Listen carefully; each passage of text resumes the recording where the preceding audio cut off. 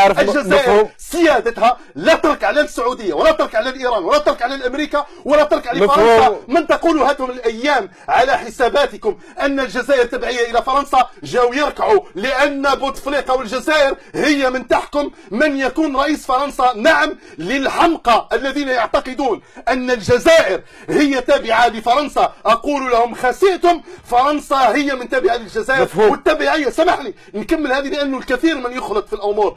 الان جوبي جاء للجزائر يستبرك لكي يكون رئيسا في فرنسا، وبعثوا بعده رئيس بلديه باريس. رئيس بلديه باريس اكبر من دوله. رئيس بلديه باريس، اسمع ما تخلطوش ما تلعبوش بالناس، سمح لي في هذا.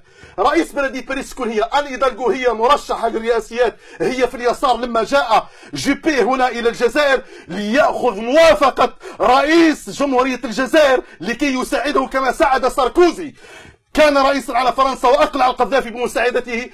بوتفليقه هو من يحكم في فرنسا والجزائريين هم من يؤثرون. الامن الاجتماعي في فرنسا الجزائر هي من تحكم فيه. ومخطئ، اقسم لكم بالله، اقسم بالله غير الجزائر هي من تحكم فرنسا، وهي ليس فرنسا من تحكم بالجزائر. التبعيه تاع الجزائر ليس جاءت لكي تخلق التوازن، لانه اليسار هذه كلمه برك.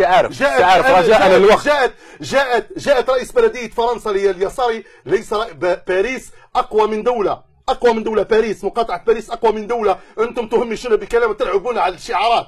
جاءت لتخلق التوازن، تجري لكي تقول الرئيس بوتفليقه لا تكن من جهه جيبي وساعدنا. هذه صححوا معلوماتكم. انتم اخطر ناس على الجزائر، انتم اخطر ناس على الجزائر. نقول اعداء الجزائر ابناؤها. قول والله لا يخيفني الصهيوني ولا يخيفني الامريكي والله ما يخيفني هو الجزائري الغبي الذي يطعن في وطنه.